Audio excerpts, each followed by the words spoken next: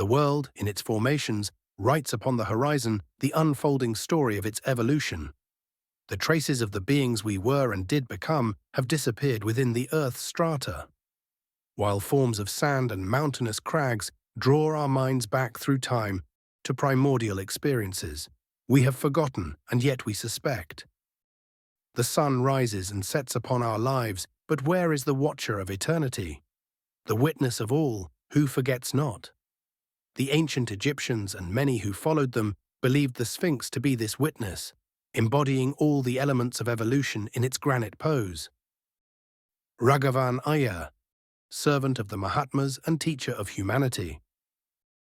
The Great Sphinx, guardian of the pyramids of Giza, is one of the wonders of the ancient world. It is not only the largest stone statue ever built, but also a symbol of the enigma of Egypt and its many mysteries, which still exert a strange fascination over us today. Much has been written about this ancient monument. The Great Sphinx of Egypt gazes precisely eastward, welcoming the rising sun along the 30th parallel. In ancient times, its gaze welcomed the Anunnaki gods as they landed at their spaceport in the Sinai Peninsula, and later on guided the deceased pharaohs to an afterlife, when their car joined the gods in their heavenly ascents. At some time in between, the Sphinx might have witnessed the departure of a great god, Thoth, with his followers to be counted among the first Americans. Zecharia Sitchin, When Time Began. With the recent discovery that the statue may be more than 12,000 years old, 8,000 years older than historians previously believed, there has been much speculation that the land of the pharaohs may have been founded by survivors of a far older civilization.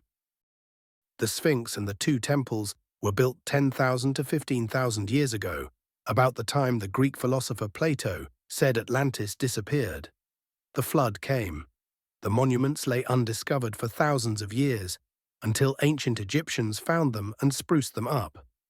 John Anthony West, Serpent in the Sky. West conducted much research into the true origin and age of the Sphinx after reading the writings of 19th-century philosopher and mathematician René Schwaller de Lubitsch, the first scholar to question the Sphinx's age. In any case, there was an unbroken tradition concerning an alluvial origin for the delta and the existence of a maritime gulf before this ushering in of Earth by the Nile. A great civilization must have preceded the vast movements of water that passed over Egypt, which leads us to assume that the Sphinx already existed.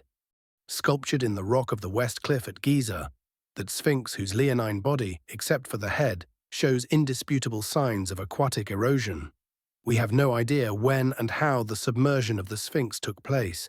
Both ancient and modern texts concerning this monument are rare and remain evasive. René Schwaller de Lubitsch, Sacred Science, pages 96 to 97. West was a controversial figure, a self-taught Egyptologist, with a reputation for challenging traditionalists and questioning what he considers complacency. They, in turn, dismiss his theories as purely speculative and without factual basis.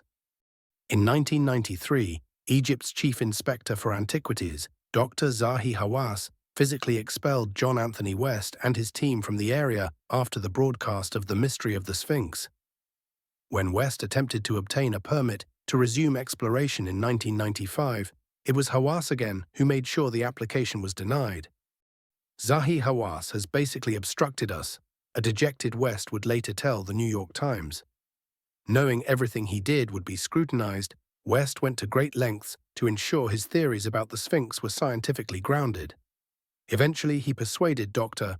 Robert Schoch, an eminent geologist and professor at Boston University, to examine the statue's body for evidence of water erosion.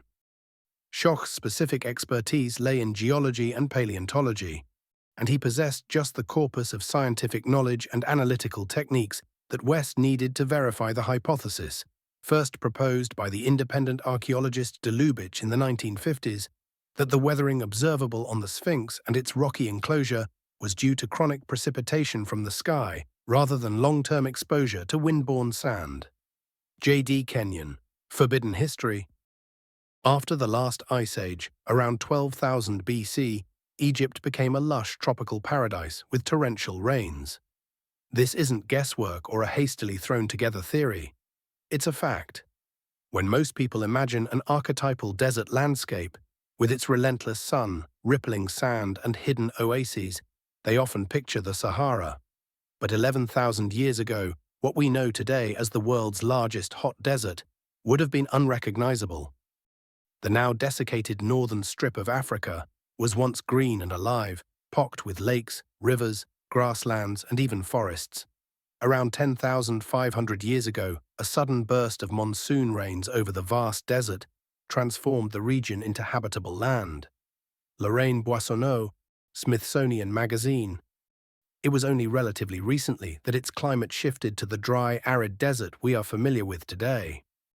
The climate changes in the Sahara occurred in two episodes, the first 6,700 to 5,500 years ago, and the second 4,000 to 3,600 years ago. As the Sahara region dried out, grasslands and lakes disappeared. Desiccation occurred relatively quickly over a few hundred years. If Dr. Schoch could find evidence of water erosion, it would mean the monument predated dynastic Egypt, established around 4000 BC. It would also suggest the existence of an advanced race with engineering knowledge thousands of years before the invention of the wheel. Alongside the pyramids at Giza lies the crouching figure of a lion with a human face, the whole monument carved out of the limestone bedrock. Like the pyramids, the Sphinx bears no inscription. Its perfect art form, like the perfect 12-degree angle of the Giza pyramids, was never reproduced anywhere else. We should not be surprised to find that these timeless monuments predate the rule of the pharaohs in Egypt by thousands of years. In the case of the Sphinx, this is now a scientific fact. Alan Alford, Gods of the New Millennium. As West suspected, Schoch found unmistakable signs of water erosion on the Sphinx's body and along the walls surrounding it. However, the weathering from atmospheric action was uneven, suggesting it may have occurred over a prolonged period, starting when Egypt was subtropical and ending when it became arid. In 1990, I first traveled to Egypt with John Anthony West, with the sole purpose of examining the Great Sphinx from a geological perspective. I assumed that the Egyptologists were correct in their dating, but soon I discovered that the geological evidence was not compatible with what the Egyptologists were saying. On the body of the Sphinx and on the walls of the Sphinx enclosure, I found heavy erosional features that I concluded could only have been caused by rainfall and water runoff. The thing is, the Sphinx sits on the edge of the Sahara Desert, and the region has been quite arid for the last 5,000 years. Furthermore, various structures securely dated to the Old Kingdom show only erosion that was caused by wind and sand, very distinct from water erosion. To make a long story short, I came to the conclusion that the oldest portions of the Great Sphinx, what I refer to as the core body, must date back to an earlier period, a time when the climate was very different and included more rain. Robert Schoch, Voyages of the Pyramid Builders, The True Origins of the Pyramids.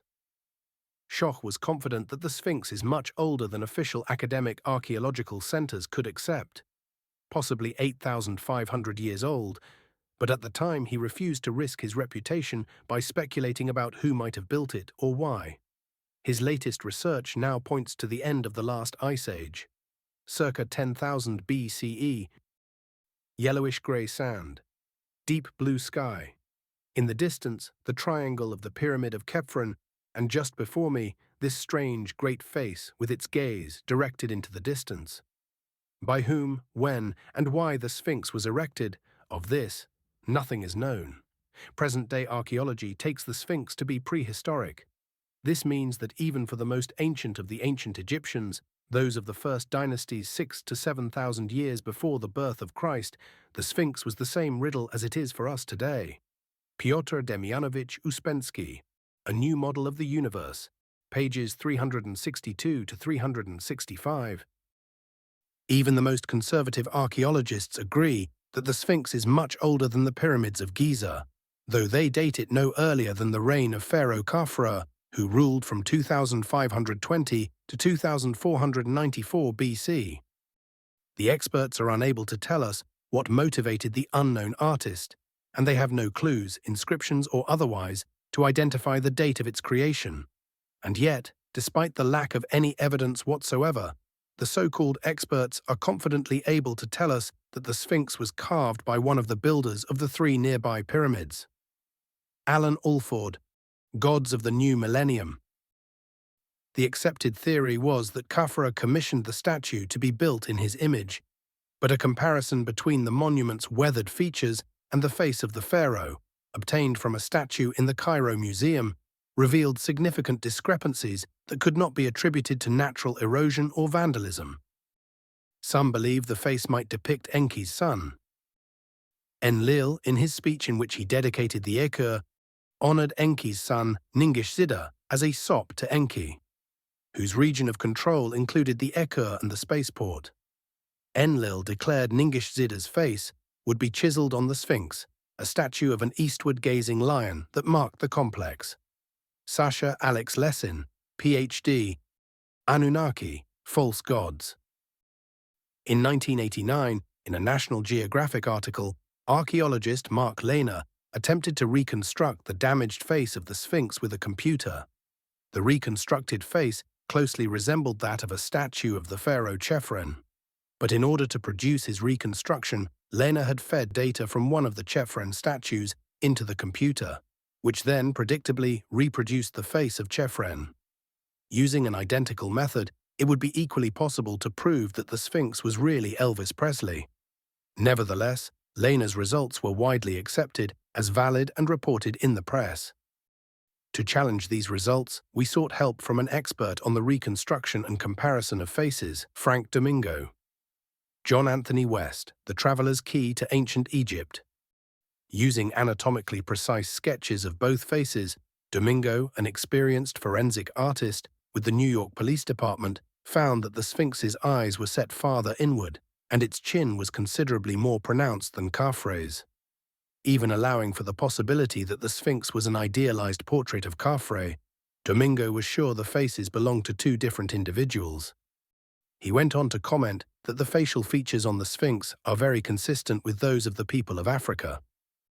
Robert Temples argues that the Sphinx was originally a carved stone jackal around which was the sunken enclosure we see today.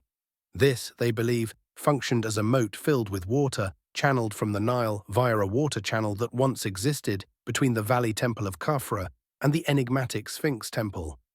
In this fashion, the limestone bedrock on which Anubis was carved acted as a primordial mound or island of creation. Like the raised areas in the Osirion at Abydos and the Osiris shaft at Giza. The belief that Khafra built the Sphinx is based on the fact that the pharaoh's ornamental motif, a relief indicating his name in hieroglyphs, can be seen on the stele between the paws. However, it now seems more likely that this inscription commemorates the restoration of the statue ordered by Khafre in his name. Long live the king of Upper and Lower Egypt, Khufu. Given life, he found the house of Isis, mistress of the pyramid, by the side of the hollow of Huran, the Sphinx, and he built his pyramid beside the temple of this goddess. He built a pyramid for the king's daughter Henutsan beside this temple.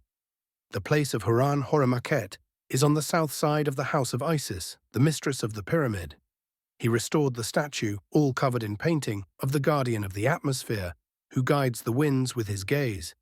He replaced the back part of the Neme's headdress, which was missing with gilded stone. The figure of this god, cut in stone, is solid and will last to eternity, keeping its face always looking to the east. Angela Sutherland, Ancient Pages. It reads as a detailed historical account of Khufu discovering and rebuilding an old temple, restoring its divine temple statues, building his pyramid and that of his wife Henutsan, repairing a worn and damaged Great Sphinx according to records of its prior image, presenting animal offerings to the gods, surveying a lightning-struck sycamore tree, and commemorating these activities on steles for the temple and the Sphinx. This account clearly implies that the Great Sphinx predates the Giza pyramids. Manu Saifzadeh and Robert Schoch, The Inventory Stele, More Fact Than Fiction. Dr. Schoch concluded that Khafra attempted to renew the Sphinx and the neighboring temples, knowing they were monuments from an earlier age, believing that by doing so he was claiming the site for his dynasty and securing the favor of the Nile gods. As it happens, the pharaoh's body was never found. The granite sarcophagus found inside the main chamber is considerably less detailed in its manufacture than similar sarcophagi from the same period. It was built out of a solid slab of granite, with a granite lid, and a number of safety measures had been built on the artifact to ensure it was not opened for all eternity. However, when explorers penetrated the chamber in the 19th century, they found the sarcophagus open and the lid intact on the floor near the coffer. This has led some Egyptologists to think it never hosted the body of the pharaoh himself, although the reasons for this remain obscure. Sebastian Maidana, The Animals of Ancient Egypt. Khafra's restoration was very different from the original work. He covered the limestone with granite slabs and may also have been responsible for recarving the head with more Egyptian features, making it disproportionate to the body. Ancient repair campaigns to the body of the Great Sphinx. The body of the Sphinx has been subjected to various repair campaigns, beginning with the ancient Egyptians themselves and continuing up to the present day. The earliest of these repairs to sculpted surfaces of the monument were carried out using what appear to be Old Kingdom-style masonry techniques. If the oldest repairs to the eroded body of the sculpture do date to Old Kingdom times, circa 2649 to 2130 BC, this is another strong argument in favor of a much earlier date for its carving. Robert Schoch, Redating the Sphinx. What Schoch is saying here is quite obvious. If Khafra had built the Sphinx during his reign, circa 2472 to 2448 BCE, there would have been no need to repair it so soon after it was created. Clearly, if it was restored during the Old Kingdom period, it must be far older. This raises the question, if the face is not that of an Egyptian pharaoh, then whose is it? Schoch used computer projections to remodel the head in proportion to the rest of the body, then filled the interrupted lines and restored the mutilated features. His conclusion was that it was not a human image, but that of an animal, most likely a lion. There is a sacred science evident in ancient Egypt, and for thousands of years, countless inquisitive people have sought in vain to penetrate its secrets. It is as if they attempted to dig a hole in the sea with an axe. The tool must be of the same nature as the objective to be worked upon. Spirit is found only with spirit, and esotericism is the spiritual aspect of the world, inaccessible to cerebral intelligence. René Schwaller de Lubitsch, The Temple in Man. Schoch's theory that the Sphinx once had a lion's head ties into the idea that the statue was aligned with the constellation Leo as it appeared at the spring equinox in 10,500 BC. On the subject of the lion-headed Sphinx, one is almost immediately reminded of these verses from the emerald tablets of Thoth. Raised I to light, the children of Chem. Deep beneath the rocks, I buried my spaceship, waiting for the time when man might be free. Over the spaceship, erected a marker in the form of a lion, yet like unto man. There beneath the image rests yet my spaceship, forth to be brought when the need shall arise. Emerald tablets of Thoth, Tablet 5, the dweller of Unal. Seismography expert Dr. Thomas Dobecki was invited to analyze the rock and provide a high-level estimate for the date when it was carved. Schoch and Dobecki discovered that the enclosure floor in front and alongside the Sphinx had weathered to a depth of 6 to 8 feet. They also found that the back of the enclosure had weathered only half as far. Schoch agreed that the floor behind the Sphinx had been excavated during the Old Kingdom, but he concluded that the sides and front of the monument were twice as old. These findings confirmed that the Sphinx had been shaped over a prolonged period. There have been rumors of passageways and secret chambers surrounding the Sphinx, and during recent restoration work, several small tunnels have been rediscovered. One, near the rear of the statue, extends down into it for about 9 yards. Another, behind the head, is a short dead-end shaft. The third, located midway between the tail and the paws, was opened during restoration work in the 1920s and then resealed. It is unknown whether these tunnels were constructed by the original Egyptian designers or were cut into the statue at a later date. During subsequent in-depth mapping tests, Dr. Dobecki discovered the existence of tunnels and a large chamber 5 meters beneath the Sphinx's paws. The uniform shape and dimensions of this chamber led him to conclude it must have been made by human hands. Its discovery had been predicted 60 years earlier by the famous medium Edgar Cayce. Within the storehouse, or record house, where the records are still to be uncovered, there is a chamber or passage from the right forepaw to this entrance of the record chamber, or record tomb. This may not be entered without an understanding, for those that were left as guards may not be passed until after a period of their regeneration in the mount or the fifth root race begins. In the building of the pyramid, and that which is now called the mystery of mysteries, the Sphinx, this was intended to be a memorial, as would be termed today, to that counselor who ruled or governed, or who acted in the capacity of the director in the material things in the land.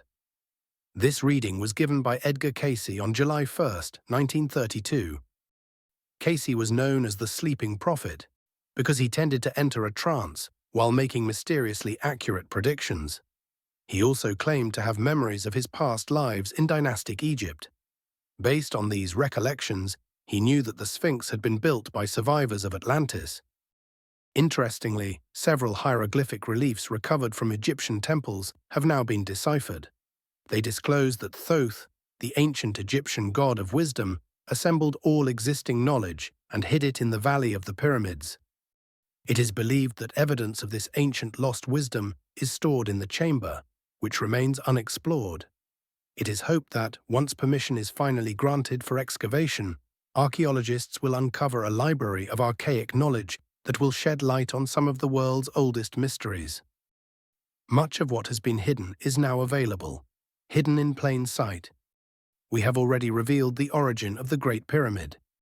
In this cycle of time, two guardians, Lady Nada and Thoth the Atlantean, preserved the ancient knowledge within markers that could never be lost. Created through the merging of fifth and third dimensional frequencies 13,800 years ago. Far away from the heaviness of Atlantis, Thoth created the Great Pyramid with pure thought, pulled down from the ethers where thought conceives in an instant. A structure manifested into the physical to balance the Earth goddess on her long journey into night. Thoth is your key. There is more, revealed but hidden, yet easy to find if you are ready. Much more still cannot be told at this time. Just know that what you all know as the mystery schools goes much deeper than what has already been revealed. Much deeper. Robert Stewart, in 5D. Could there be undiscovered chambers inside the Sphinx, or beneath it, or around it? Was King Harmias buried inside it, as Pliny the Elder once described? Could the fabled Hall of Records, or perhaps Thoth's spaceship, be hiding down there? Right now, we simply don't know. What do you think? Let us know in the comments section below. Thanks for watching.